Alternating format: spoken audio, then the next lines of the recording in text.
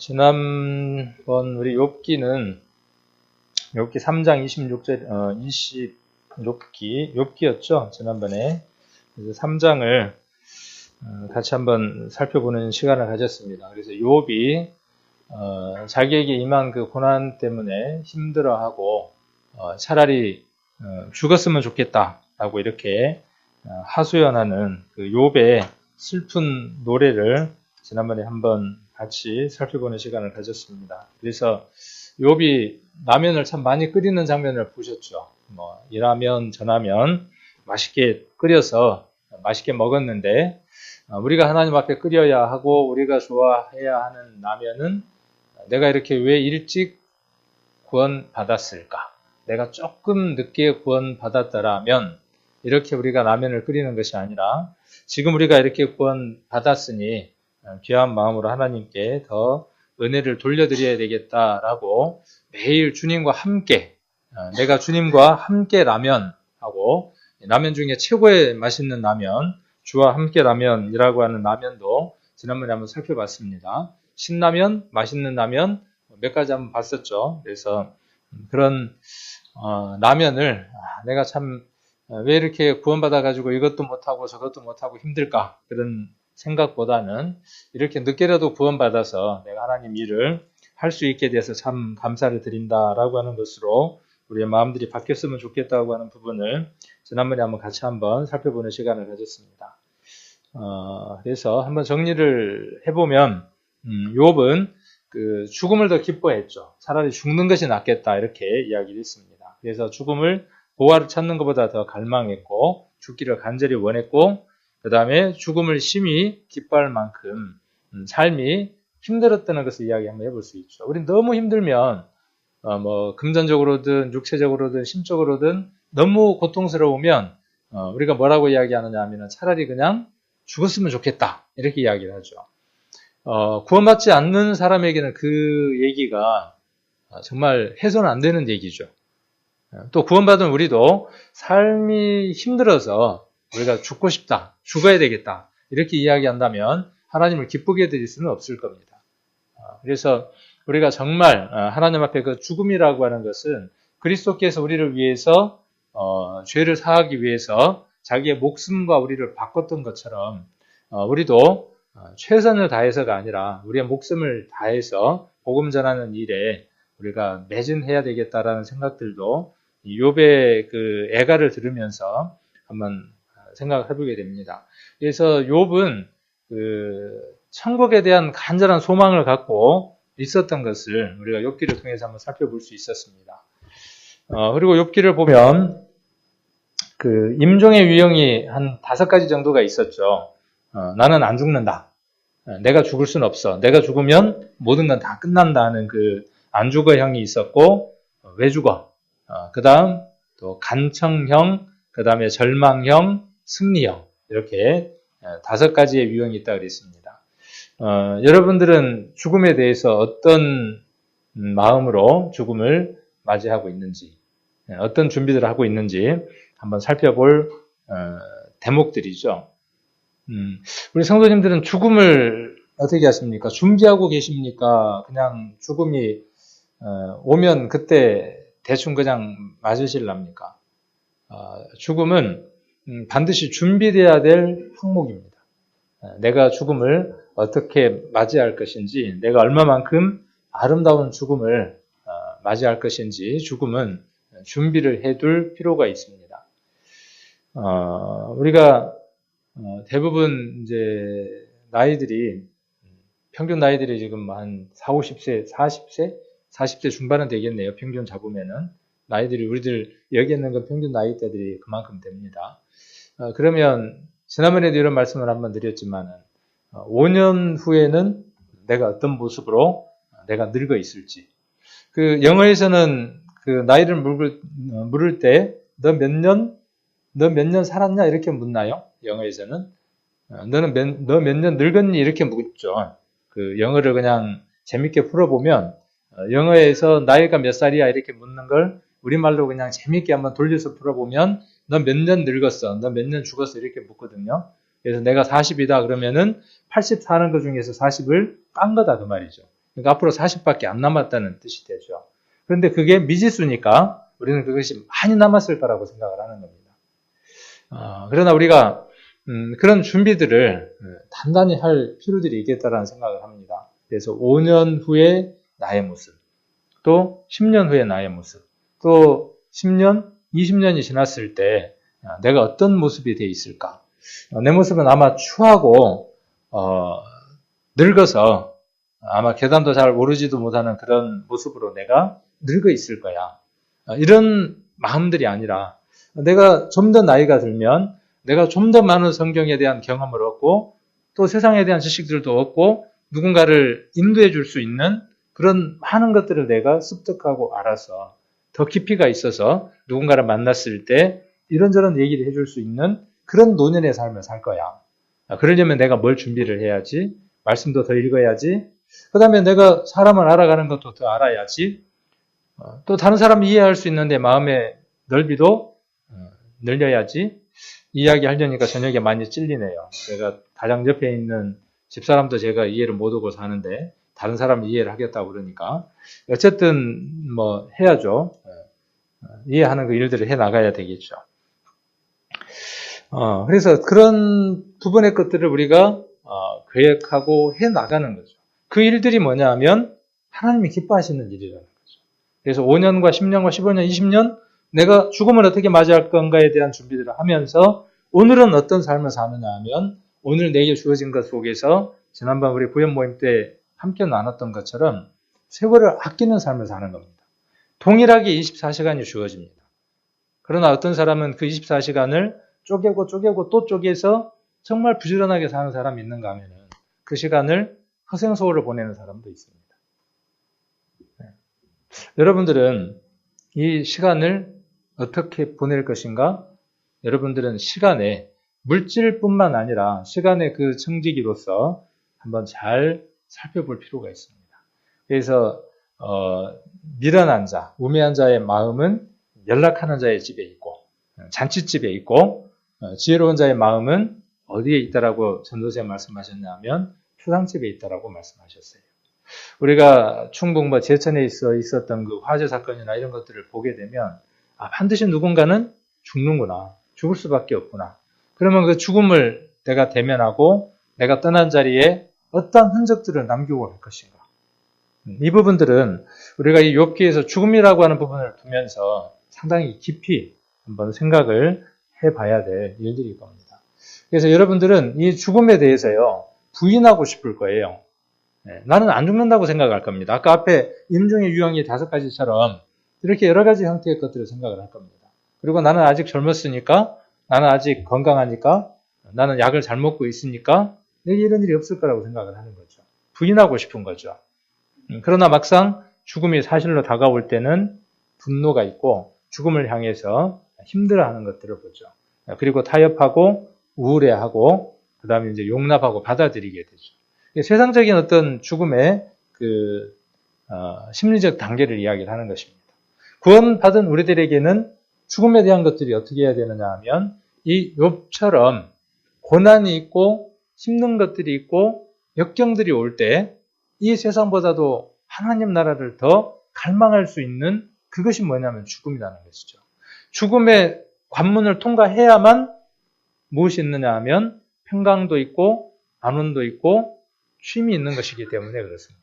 그 죽음의 관문을 통과하지 않으면 영원한 쉼을 우리가 누릴 수 없습니다. 세상에서는 그 죽음이 끝난 것이라고 생각하지만 죽음은 끝나는 것이 아니라 남겨진 사람들에게 내 삶을 평가받는 시간이기도 합니다.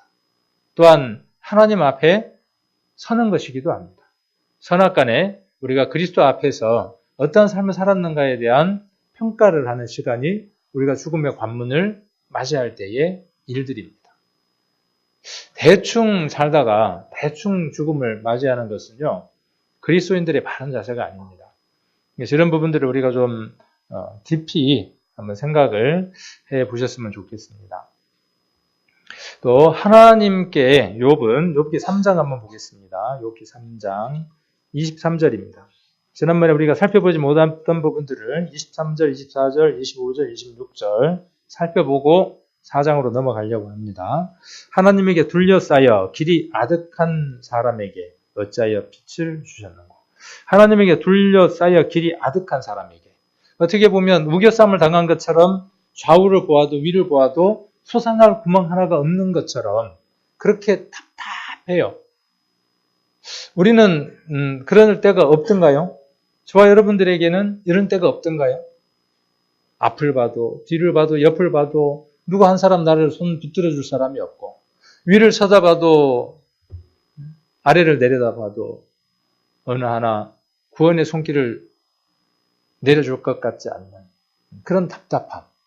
그러나 욥은 거기에서 무엇을 보고 있습니까? 그러나 거기에 하나님이 함께하고 계심을 봅니다. 우리가 고난과 역경과 환경을 이길 수 있는 힘은 어디에 있느냐 하면 욥처럼 어찌하여 빛을 주셨는고라고 하는 이 시작에서부터 그 역경을 이겨낼 수 있습니다. 처음 우리에게 역경과 고난이 오면 암담합니다. 동일하게 답답합니다. 그러나 우리에게 무엇이 있다는 것을 알면요. 우리들 심령 안에 해가 지면 가장 먼저 떠오르는 별 하나가 있죠. 해가 지면 가장 먼저 떠오르는 별이 어떤 별인가요? 어두워지고 나서 가장 먼저 반짝하고 빛나는 별. 샛별? 샛별이라 그러죠. 금성. 그 샛별이 성경에는 누구라고 기록되어 있습니까? 예수 그리스도예요.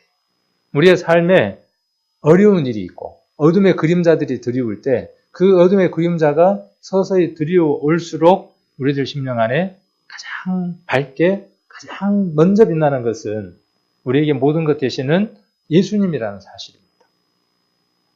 자, 욥은 그 사실을 알고 있었어요. 그럼에도 불구하고 현실은 어떻죠? 현실은 갑갑한 거죠. 24절 나는 먹기 전에 탄식이 나며 나의 앓는 소리는 물이 쏟아지는 것 같구나. 이 뭔 표현인지 아실 것 같아요. 이 시편에 예수님이 십자가에 못 박힐 때의 모습을 이것과 같이 또 묘사해 두었습니다. 예수님이 십자가에 못 박힐 때 그 목이 얼마나 가라고 얼마나 힘드셨겠어요. 지금 욥의 상태가 어떤 상태냐 하면 그런 상태죠. 먹으려고 해도 이 입안에 뭐가 있어야 되냐면 침이 고여 있어야 음식물을 넣어서 씹을 수 있을 텐데 입이 마르면 어떻게 되냐 하면 음식물들을 넣으면 어떻게 했어요? 온 입 천지에 달라붙어서 제대로 먹을 수가 없는 그런 상태. 이렇게까지 한번 고난 가운데 있어 본 사람은 드물 겁니다. 우리 주님이 가장 큰 고난 가운데 계셨을 것이고 욥도 그런 고난 가운데 있었던 것을 봅니다. 나의 앓는 소리는 물이 쏟아지는 것 같구나. 시편 42편 한번 찾아볼까요? 시편 42편 4절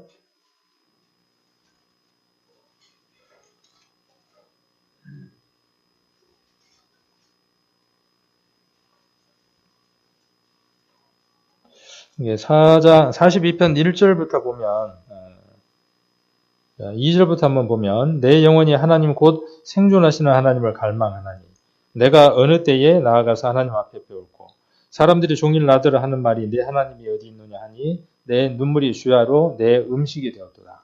내 전에 성의를 지키는 무리와 동행하여 기쁨과 찬송의 소리를 바라며 저희를 하나님의 집으로 인도하였더니 이제 이 일을 기억하고 내 마음이 상하노라. 그들이 예수님과 함께 먹었고 그들이 예수님의 교훈에 함께 동참했어요. 그러나 그들이 무엇을 하고 있느냐 하면 예수님을 조롱하고 있고 예수님을 희롱하고 있고 그런 환경들을 우리는 시편을 통해서 한번 엿볼 수 있습니다. 이러한 시편을 통해서 그 주님의 마음들을 이렇게 한번 엿볼 수가 있죠. 3절에 기록되어 있는 것처럼 사람들이 종일 나더러 하는 말이 내 하나님이 어디 있느냐. 하나님이 어디 있느냐. 네가 하나님의 아들이라고 하더니 네가 스스로 구세주라고 하더니 너 자신도 구원치 못하면서 네가 정말 구세주라면 한번 십자가에서 내려와 봐라. 네 하나님이 어디 있느냐라고 그렇게 조롱하는 소리를 우리 주님이 들으셨죠. 우리도 그렇습니다. 우리도 그리스도인들이 아프거나 고난 가운데 있거나 구원받는 사람에게도 집에 불이 날 수 있고 구원받은 집에도 사망이 있을 수 있고 구원받은 집에도 여러 가지 일들이 있을 수 있죠. 근데 세상 사람들은 어떻게 합니까? 그런 일이 있을 때마다 야 예수 믿는다더만 교회 가더니 뭐라고 이야기를 해요? 너희를 보호하는 하나님이 어디 있느냐 그렇게 이야기할 때가 있죠. 아마 욥도 그런 얘기들을 수없이 들었을 겁니다. 욥기 3장으로 다시 돌아가서 그래서 나의 앓는 소리는 물이 쏟아지는 것 같구나 그렇게 이야기를 하고 있죠. 나의 두려워하는 그것이 내게 임하고 나의 무서워하는 그것이 내 몸에 미쳤구나. 욥이 두려워했던 게 있었다 그랬죠. 욥이 두려워하고 걱정하는 게 있었죠. 그 두려워하고 걱정했던 그것들이 욥에게 임했어요. 우리도 마찬가지입니다. 우리도 지금 여러분들이 두려워하는 어떤 것들이 있을 거예요. 지난주에도 이것 말 때 말씀드렸지만 여러분들이 두려워하는 그 부분들이 있어요. 근데 그 두려워하는 부분들을 지금 해결하지 않으면 내일이나 모레가 됐을 때 그 두려워하는 일은 무엇이 되어지느냐 하면 현실이 되어져서 여러분 앞에 나타납니다. 지금 여러분들이 두려워하는 그것들은 지금 해결해야 하는 것들이죠. 풀어야만 하는 것들입니다. 자, 그래서 지금 과거에 두려워하고 무서워한 그것이 현재 임하는 것이죠. 그러니까 지금 내게 임하고 있는 건 언제적 내가 품고 있었던 거냐 하면 오늘 이전에 품고 있었던 것들. 여러분에게 나타나 있는 이 모든 현재의 이 상황들, 모습들은 여러분들이 이전에 어떻게 마음 가운데 품었고 어떻게 계획했느냐가 지금 이렇게 여기에 펼쳐져 있는 겁니다. 지금 여러분들은 여러분 마음 가운데 어떤 걸 품을 것이고 어떤 걸 계획할 겁니다. 이제 3일이 지났죠. 작심 3일. 첫날 작심해서 3일이 지났습니다.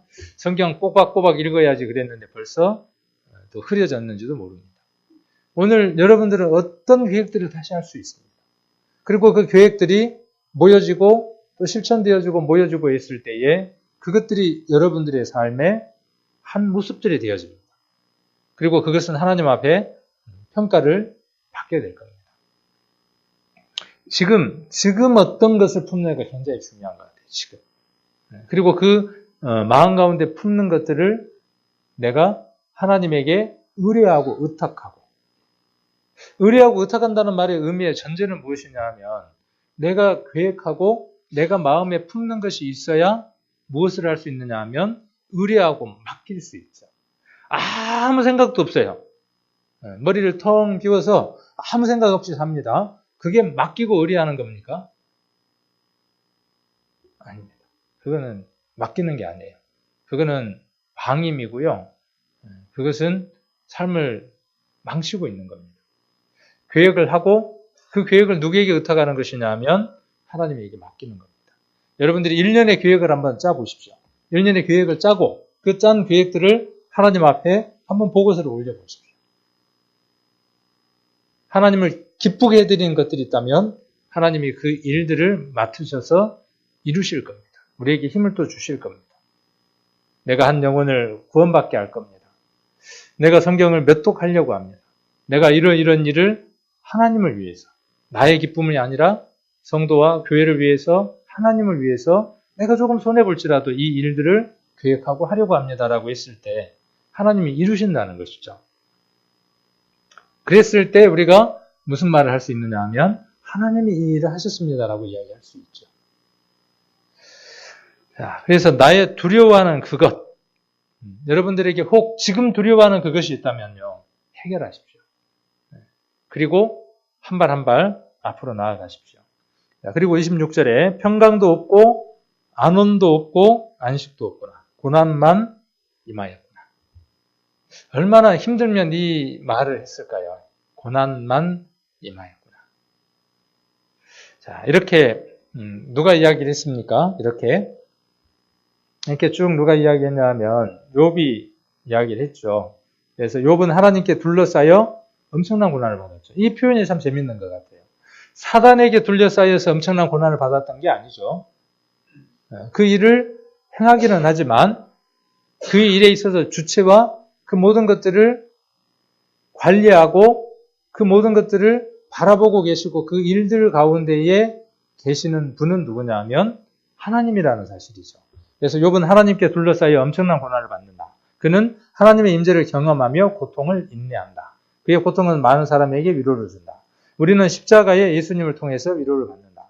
하나님은 우리에게 고통을 주셔서 다른 사람을 위로하게 도우신다. 우리는 위로의 목자가 될 수 있다. 우리는 고통 중에 나를 둘러싸고 계신 하나님을 알고 고통을 극복해야 한다. 병들고 힘들고 여러 가지 환경들이 있다면 그것은 하나님이 지금 내게 계시다는 가장 강력한 사인입니다. 그리고 그것을 극복했을 때 우리는 누군가에게 무엇을 할 수 있는 사람이 되느냐 하면 정말로 위로해 줄 수 있는 사람이 됩니다.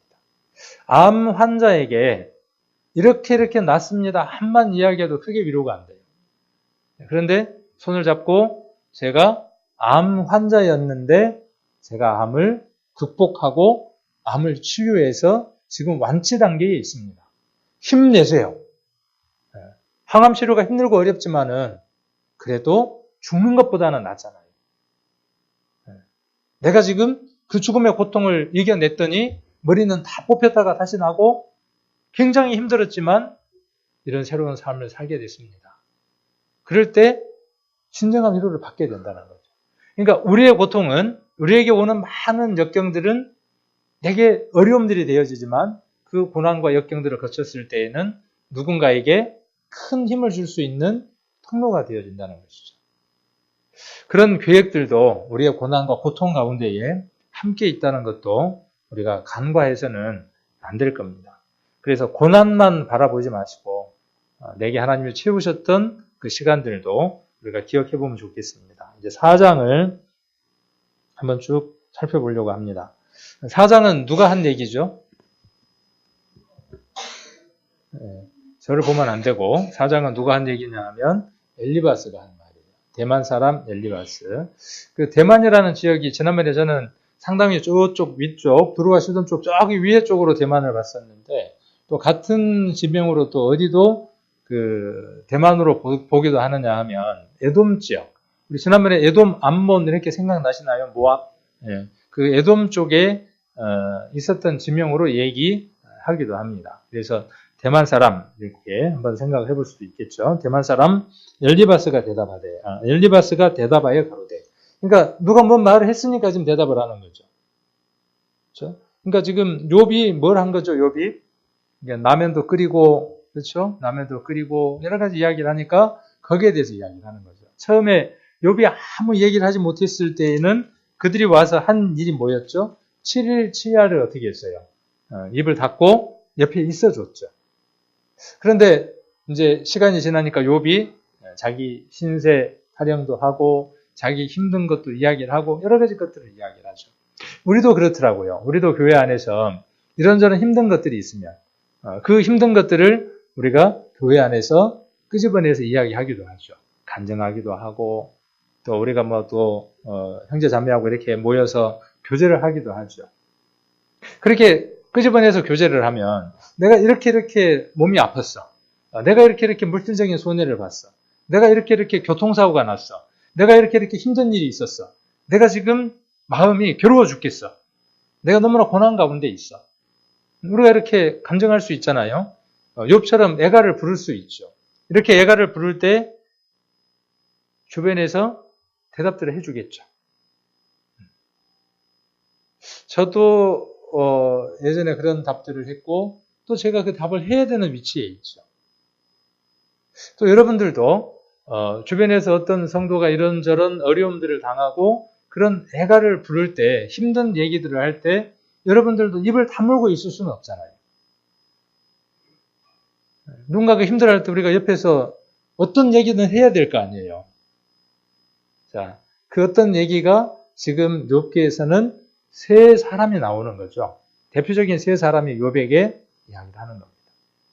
그 얘기들이 정말 성경적인지 또 한번 오늘 살펴보고 또 그것이 욥에게 위로가 될 수 있는지도 한번 살펴보고 이런 부분도 우리가 한번 살펴보는 게 필요하겠죠.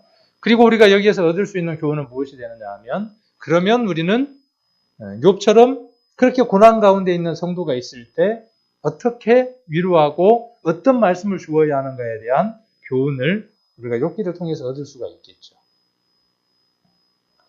자, 그래서 4장을 제가 이렇게 간략하게 제가 한번 제가 원하는 대로, 제가 보는 대로 이렇게 한번 정리를 해뒀어요. 다음에는 제가 욥기 4장은 이것만 갖고 있으면 누군가에게든 쉽게 이렇게 교제를 해줄 수 있도록 제가 한번 정리를 해본 겁니다. 여러분들도 욥기 4장을 읽으면서 간략하게 이렇게 적을 수 있겠죠. 간략하게 적었는데 본문보다 더 길어졌나요? 네. 세 친구의 권면이 나오는 겁니다. 지금 여기서부터 4장부터는 세 친구의 권면이 나오는 겁니다. 우리 지금 아가서를 우리가 공부할 때 아가서가 어떤 식으로 되어져 있냐 하면 서로 화답하는 형식으로 이루어져 있었죠. 춘향가처럼 춘향이가 한 대목을 부르면 이몽룡이가 대답을 하고 또 뭐 누가 대답을 하고 그렇게 하는 것처럼 그 춘향전이 구성이 되어 있는 것처럼 아가서도 솔로몬, 술람미, 그 다음에 술람미의 오빠, 예루살렘의 여자들 이런 사람들이 서로 그 대목 대사를 주고받는 게 아가서의 내용이었습니다. 지금 욥기 4장부터 세 번에 걸쳐서 뭔 얘기가 나오게 되느냐 하면 서로들 이런 내용들을 주고받는 내용들이 나옵니다. 이제 변론들이 나오게 되겠죠. 자기는 자기 삶에 대해서 막 이제 이야기를 하겠죠. 내가 지금 이런 힘든 것 가운데 있는데 이런 일이 있어 이렇게 이야기할 때 그 마음을 잘 위로해주는 사람이 있는가 하면은 위로해주지 못해서 그 얘기를 들으면서 반감이 생기는 경우도 있겠죠. 우리 교제하다 보면 그렇잖아요. 내가 뭔 얘기를 했는데 내 상황에 대한 얘기를 했는데 저쪽에서 내 상황을 인지를 잘 못하고 다른 얘기를 할 때 우리는 어떻게 되냐 하면 그거 아니라니까 내 말 한번 들어봐 그러면서 다시 내 상황을 또 반복해서 설명을 하죠. 그런 내용들이 지금 4장부터 쭉 반복되어집니다. 그러니까 우리가 읽으면서요. 말이 맞는 얘기가 다 나와요. 말이 틀린 얘기가 나오면 이게 안 헷갈릴 텐데 말을 들어보면 말을 다 맞는 얘기를 한다는 거예요. 그러면 왜 엘리바스가 잘못됐고 왜 제 친구가 잘못됐다고 말하는 걸까? 이런 부분들을 우리가 좀 구분을 해야 될 필요가 있겠죠. 그래서 1절 대만 사람 엘리바스가 대답하여 가로되 그랬어요. 입을 열 때에는 우리는 어떤 말을 할 것인가 잘 생각해 봐야죠. 이 말이 정말 교만에 콩고물이 묻혀져 있는 말인지 아니면 겸손에 콩고물이 묻혀져 있는 말인지 우리가 입을 열기 전에 한번 생각해 보는 게 필요하겠죠. 입을 뻑 하고 열었어요. 누가 열었냐면 엘리바스가 뻑 하고 열었거든요. 열었는데 겸손에 콩고물이 묻은 말이었을까요? 교만에 콩고물이 묻은 말이었을까요? 잘 안 느껴지나요? 네. 자, 2절 한번 볼게요. 누가 내게 말하면 내가 염증이 나겠느냐? 누가 내게 말하면 내가 염증이 나겠느냐? 날지라도 누가 참고 말하지 아니하겠느냐? 이 말이 무슨 얘기인 것 같아요?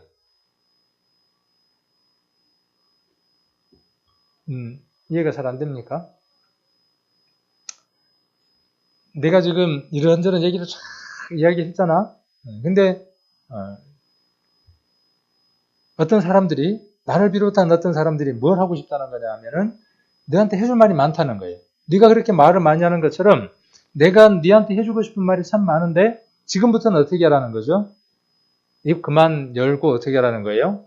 시끄러우니까 내가 지금부터 하는 말 잘 들어봐. 입 닫고 잘 들어봐. 이렇게 말하는 겁니다. 그래서 그 욥에게 대해서 엘리바스가 어떻게 접근하고 있느냐 하면 인격적이고 겸손한 태도로 욥에게 다가가고 있는 게 아니라 굉장히 시비조로 접근하고 있는 거예요.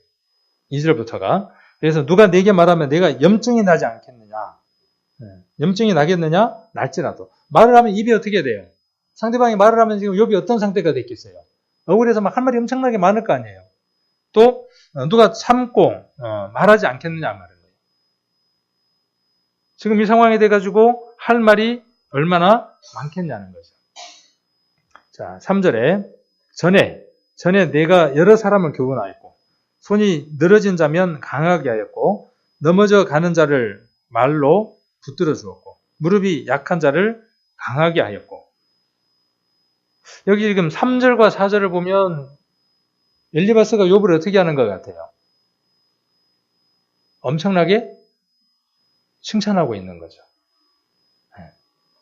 그리고 실제로 욥은 어떤 삶을 살았던 것을 이 엘리바스를 통해서 우리가 살펴볼 수 있느냐 하면 욥이 이런 삶을 살았던 것을 우리가 생각해 볼 수 있죠. 그래서 어느 책들을 보면 목자다 이렇게 표현을 했어요. 목자.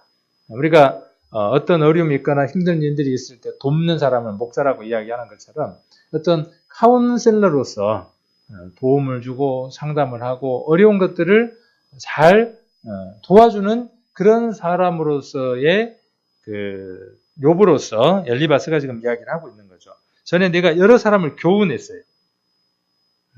여러 사람을 교훈했습니다. 무엇으로서 교훈했을까요? 자기 생각으로? 아니죠. 욥이 뭘로요? 하나님의 말씀에 근거해서 교훈하였고. 손이 늘어진 자면 그랬어요. 손이 늘어졌다는 말은 무슨 말일까요? 손이 늘어졌다. 어떻게 될 때 손이 늘어지죠? 하도 의의 없는 일을 당한다든지 힘든 일을 당한다든지 그러면 어떻게 돼요? 덜썩 주저앉아갖고 손이 어떻게 돼요? 축 늘어지는 표현이죠. 손이 늘어지는 자면 강하게 하였어요. 뭘로 강하게 했을까요? 욥이. 자기가 가지고 있었던 그 풍성한 물질로. 또 하나님으로부터 배우고 하나님으로부터 경험하고 하나님으로부터 얻었던 것들로 강하게 해주었겠죠. 자, 그리고 넘어져 가는 자를 말로 붙들어 주었고, 넘어져 가는 자. 저는 이 대목을 보면서요, 우리 교회 안에 이런 사람들이 참 많으면 좋겠다. 잘 가는 사람을 태클 걸어서 넘어지게 하는 사람이 아니라, 넘어져 가는 자를 붙들어 줄 수 있는 사람.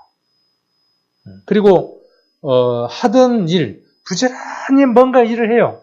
정말 교회 안에서 부지런히 뭔가 해요. 그러나 때로 실수도 해요. 뭔가 하다 보면 실수를 하잖아요. 안 하는 사람보다는. 그렇게, 뭔 소리일까요? 이제 이런 걸 일명 방송사고라고 합니다. 방송실에서 모르고 있어요. 방송실에서 뭔 일이 있어요?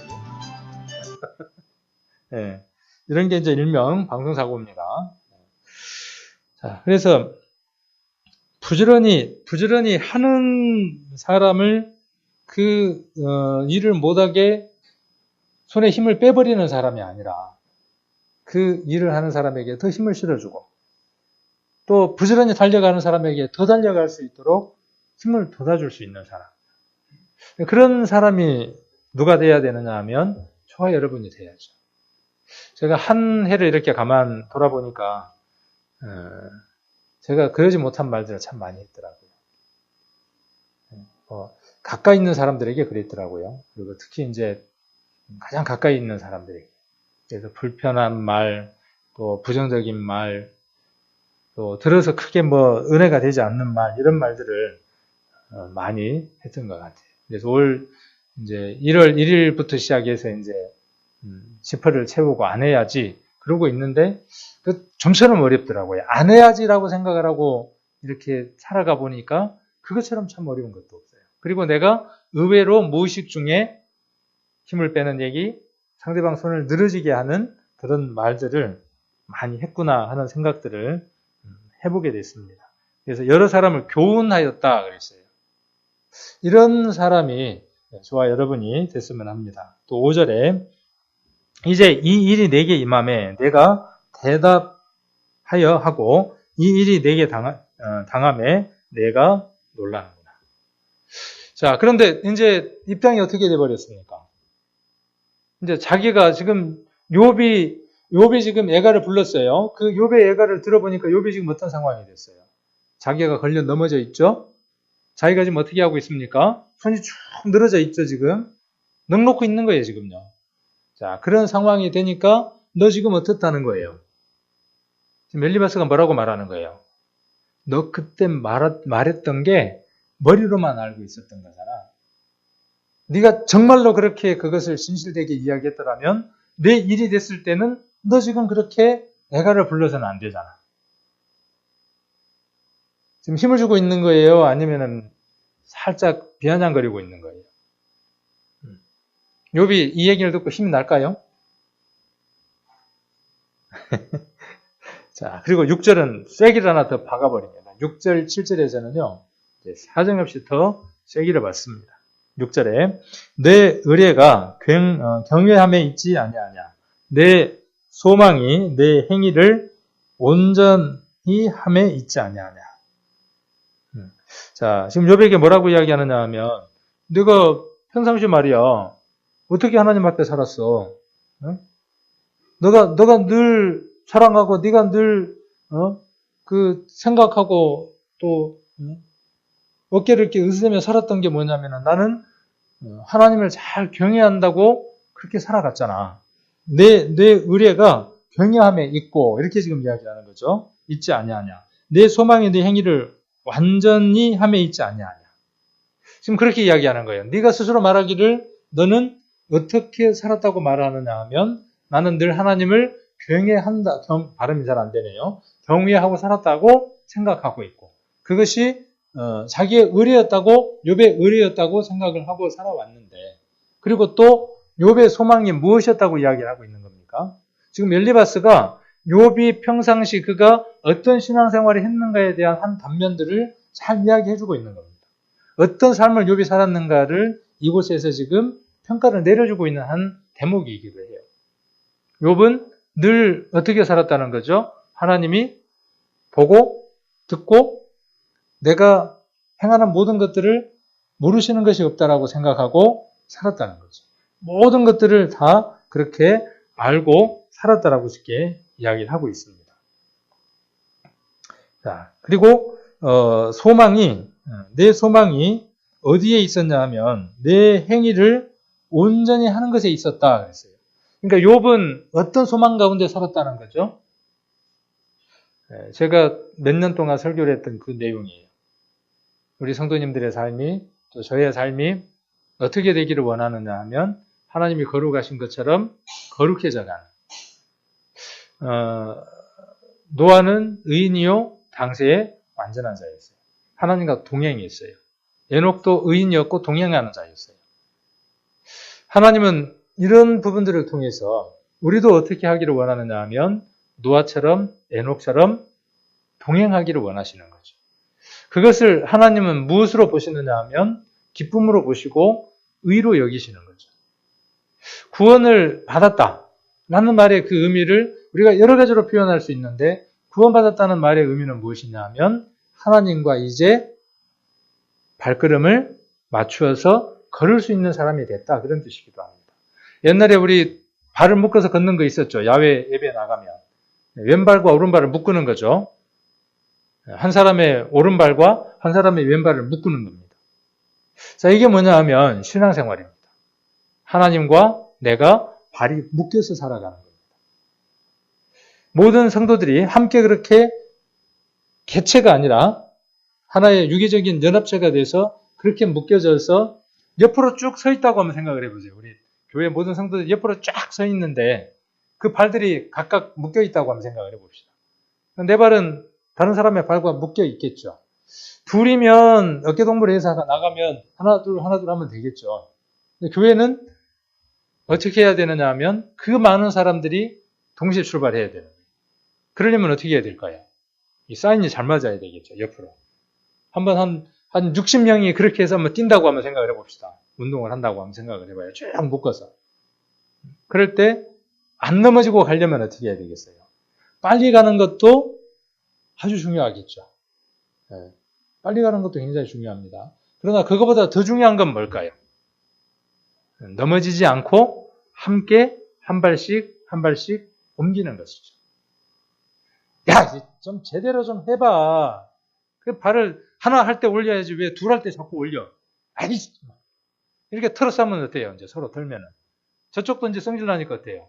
같이 털겠죠. 그러면 어떻게 될까요? 그러면 저쪽부터 무너지기 시작하면 그 무너지는 게 어떻게 돼요? 연결되어 있으니까. 도미노처럼 쫙 밀려서 넘어지는 거죠. 욥은 소망이 무엇이었느냐 하면 행위를 완전히 하는 것이 욥의 무엇이었다고요? 소망이었다.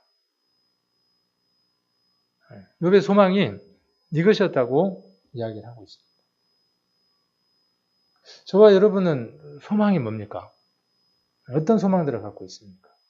구원 받았으니까 어떻게 살아도 괜찮습니까?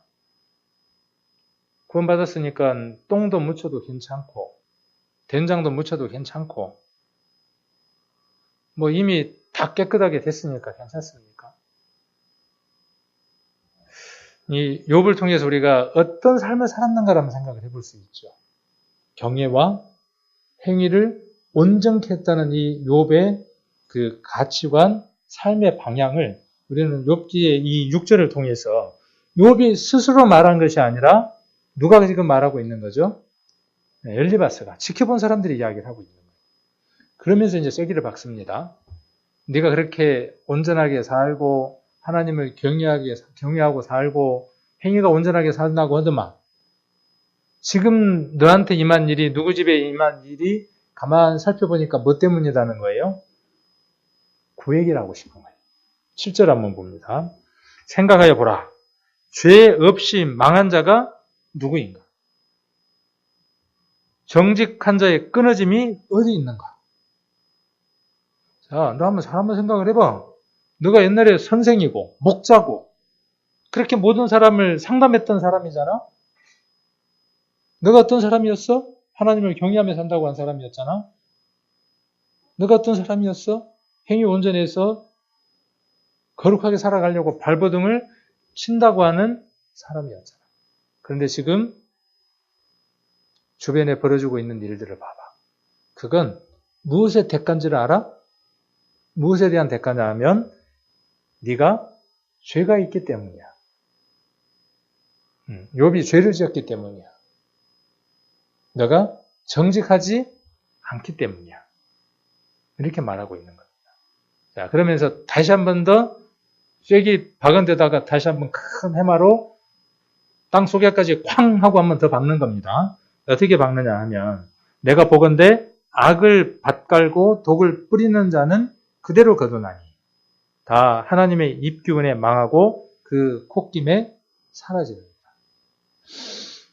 하고 하나님 콧김 한번 보니까 어떻게 돼요? 우리도 초가 있을 때 한번 다 촛불이 꺼져버리잖아요. 너한테 많은 것들이 있었잖아. 일장에서 그 많은 것들이 있었지. 유복했지. 행복했지. 하나님이 어떻게 하신 거라는 거죠? 하나님이 콧김을 한번 확 불어버린 거야. 왜 콧김으로 불었는지 알아? 네가 뭘 심었다는 거예요. 네가 뭘 심었다는 거죠? 악을 뿌렸다는 거예요. 죄를 범했다는 거예요. 그리고 정직하지 않았다고 말하는 거예요. 이게 진실일까요? 이거 진실 아니죠. 여기 지금 타인의 불행을 보며 겸손해야 된다라는 것을 우리가 4장 3절로 5절을 보면서 우리가 한번 생각을 해볼 수 있습니다. 엘리바스는 겸손하지 않았어요. 다른 사람의 불행, 어렵고 힘든 일들을 보면서. 자, 그 사람에게 임한 그 불행이 내게는 비껴간 거죠, 그동안에. 누가 이렇게 표현하더라고요. 광야에서 이스라엘 사람들이 광야 생활을 할 때 불뱀이 늘 있었죠. 이스라엘 사람 주변에 뭐가 있었습니까? 늘 뭐가 있었어요? 광야에 사막에 뭐가 있었냐면 아주 독한 불뱀들이 늘 널려 있었어요. 그런데 돌아다녔는데 물었어요? 안 물었어요? 안 물었어요. 그러면 자기들이 잘해서요? 누가 보호하신 것이죠? 하나님이 보호하신 것이죠. 자, 그런데 어느 날 어떻게 했습니까? 불평하고 원망했어요. 하나님이 가장 크게 값을 치르시는 게 원망과 불평인 것 같아요. 구약을 보면. 그래서 뭘 보냅니까? 불뱀을 보내죠. 하나님이 뭘 거두어 가시느냐 하면 하나님이 재앙을 더하신 게 아니라 거기에다가 우리는 재앙을 더했다고 보는 거죠. 그런데 하나님이 재앙을 더하신 게 아니라 하나님이 뭘 거두어 가시는 거예요. 보호의 장막을 잠깐 열어버리는 거죠. 그 뱀이 물지 못하게 했던 그 보호의 장막을 하나님이 잠깐 거두니까 어떻게 돼요? 와서 물죠. 우리도 똑같습니다. 세상 사람들처럼 늘 그런 환경과 역경 가운데 있습니다. 어느 사람에게는 그것이 임한 거예요. 내게도 그것이 올 수 있어요. 그가 엘리바스가 말한 것처럼 죄를 지어서 그 사람이 그렇게 된 것이 아니라 우리는 예전에 이런 생각들을 참 많이 가졌습니다. 어느 성도가 아파요. 병원에 입원했어요. 가면 우리가 가장 먼저 뭔 얘기를 하죠? 저도 예전에 그랬어요. 전도사 시절에 목사 초년에는 뭐라고 이야기했냐면 가면 가장 먼저 뭔 얘기를 했느냐 하면 그 얘기를 했어요. 뭔가 징계받을 만한 짓을 하신 것 같아요. 그것도 이제 아무한테나 하지는 않죠. 그래도 조금 힘을 얻고 편한 사람에게 가면 이제 가서 이런저런 얘기를 좀 하다가 나중에 뭔 얘기를 하냐면은 헤헤 분명히 뭐 맞을 짓을 했구만. 그러면 아니나 다를까 뭔 얘기를 하죠? 자기가 맞을 짓이 했다는 얘기를 간증들을 해요. 그럴 때 우리가 거기에서 교훈을 얻고 돌아오게 되죠. 그런데 우리가 모든 일에 죄가 있어서 고난을 당한다라고 등식을 성립을 시키는 것은 위험한 것이라는 거죠. 죄가 있어서 고난을 당하기도 하지만은 지금 욥기가 다루고 있는 게 뭐죠? 욥기가 다루고 있는 것이 욥이 죄가 있어서입니까? 아니면 하나님의 계획하심 속에 있는 겁니까? 하나님의 특별하신 계획함 속에 고난과 역경이 있는 것을 다루고 있는 거죠. 그러면 우리도 성도에게 어떤 고난과 역경이 있을 때 우리는 어떤 눈으로 봐야 한다는 사실이죠. 하나님이 우리를 보시는 것처럼 어떤 눈으로 봐야 하느냐 하면 징계야, 매맞는 거야. 이것이 먼저가 아니라 하나님이 그 성도에게, 그 사람에게 지금 일하고 계시다는 거죠. 그래서 우리가 병원이라든지 어떤 어려움들이 있을 때 가서 교제를 하고 이런 얘기를 쭉 하다 보면 우리가 그런 부분들을 알게 됩니다. 그래서 때로는 그것이 징계이다는 것을 우리는 느끼고 돌아올 때가 있어요. 근데 본인은 그것이 징계라고 모를 때가 있어요. 답답하죠, 그럴 때. 네. 어떻게 이야기를 하고 싶어요? 징계인데요, 그렇게 얘기를 하고 싶죠. 그런데 우리가 이 욥기를 통해서 한번 우리 교훈들을 얻어볼 수 있는 거죠. 그럴 때 우리가 어떤 말을 해야 먼저일지. 엘리바스는 어떻게 했어요? 엘리바스는 어떻게 한 거죠? 너 왜 그 모양 곧다구로 된 줄 알아? 죄를 지어서 그렇게 된 거야. 하나님이 너 지금 때리고 있는 거야. 이렇게 지금 누가 말하고 있는 거죠? 엘리바스가 욥에게 말하고 있는 거예요. 맞을 수도 있지만 지금 엘리바스는 틀렸죠. 자, 이런 틀린 부분에 대한 내용들을 좀 더 살펴봐야 되는데 그 부분은 다음 주에 한번 보도록 하고, 그래서 엘리바스는 죄 없이 망한다고 자기는 생각을 하고 있는 겁니다. 근데 죄 없이 망하지 않는 경우도 있죠. 그죠? 죄가 없는데도 고난을 당하는 경우들이 성경에 무수히 기록이 되어 있죠. 그래서 여기 예를 들어서 적어놨죠. 죄가 없는데도 고난을 당하고 죽임을 당한 사람들의 여러 이름들이 나왔어요. 아벨, 죄가 있었어요, 없었어요? 아벨, 가인과 아벨은 죄가 없죠. 그 다음에 요셉도 그 감옥에 갇혔던 것이 요셉이 죄가 있어서 갇혔습니까? 그러니까 우리가 어떤 등식을 우리가 조금은 다시 한번 더 생각해 봐야 되느냐 하면 역경과 어려움과 고난이 찾아오면 그 모든 것들은 죄에 대한 대가다라고 이렇게 일반화하는 이 부분에 대해서 우리가 한번 생각을 해봐야 될 필요가 있다는 거예요. 엘리바스의 얘기를 통해서. 자, 마리아, 예수님을 잉태했던 마리아, 그가 죄를 지어서 바람을 피워서 예수를 잉태했습니까? 세상 말처럼? 아니잖아요. 우리 전 세계 어떤 인구도 경험해보지 못하는 아주 특별한 일을 누가 경험했어요? 예수님의 어머니가 경험했어요. 그 경험을 감당할 만한 믿음이 있기에 그가 감당한 것이죠. 그가 죄가 있어서 뭘 잘못했기 때문에 예수님은요. 나사로도 그렇고 예수님도 그렇고 예수님도 죄가 있어서 십자가에서 그렇게 고난을 당했습니까? 아니다는 거죠. 근데 엘리바스는 뭘로 지금 몰아가고 있는 거죠? 뭘로? 뭔가를 뿌렸으니까 싹이 난 거야. 뿌렸으니까. 인과응보잖아. 우리는 갈라디아서를 한번 보겠습니다. 갈라디아서를 통해서 우리가 이런 말씀들을 많이 읽게 되죠. 갈라디아서 6장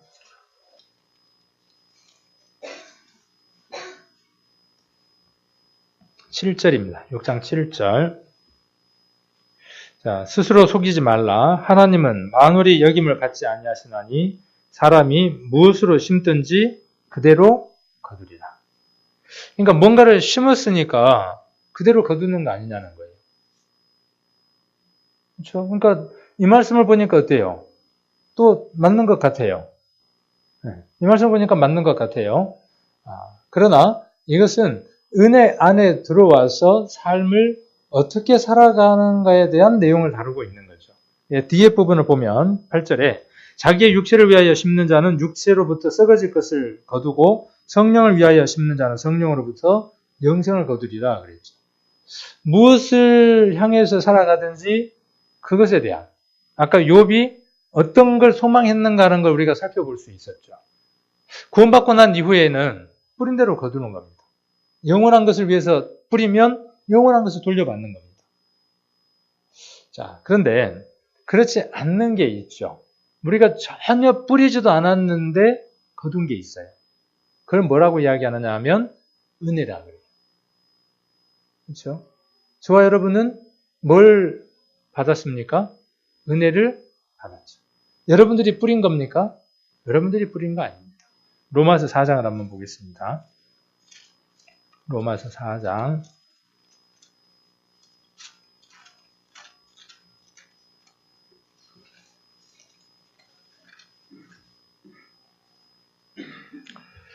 로마서 4장 4절부터 한번 보겠습니다.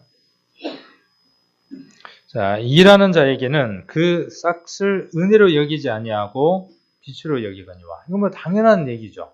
로마서 4장 4절. 일을 아니할지라도 경건치 아니한 자를 의롭다 하시는 일을 믿는 자에게는 그의 믿음을 의로 여기시나니 일한 것이 없이 하나님께 의로 여기심을 받는 사람의 행복에 대하여 다윗의 말한 바 그 불법을 사하심을 받고 그 죄를 가리우심을 받는 자는 복이 있고 주께서 그 죄를 인정치 아니하실 사람은 복이 있도다 함과 같으니라.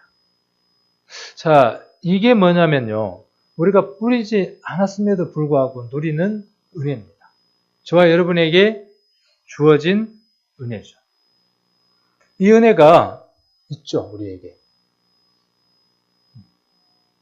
욥은 하나님 앞에 설 수 있었던 것은 이걸로 말미암아 욥이 하나님 앞에 서 있는 겁니다. 엘리바스는 욥이 하나님 앞에 어떤 모습으로 서 있는가를 잊어버리고 욥에 대해서 말하고 있는 거죠. 우리도 그럴 수 있어요. 우리도 나는 뿌리지 않는 것을 거두어서 이렇게 은혜 가운데 살아가는 사람으로 나는 나를 인정을 해요. 그래서 내가 비록 실수하고 넘어진다고 할지라도 내가 나를 용납을 해요. 넘어질 수 있어. 실수할 수 있어. 자, 그런데 누구를 향해서는요? 나 아닌 다른 타인을 향해서는 좀처럼 용납하지 못하는 모습을 보게 되죠. 네가 뭔가 문제가 있으니까. 엘리바스처럼. 잠언 11장 한번 보겠습니다. 잠언 11장 18절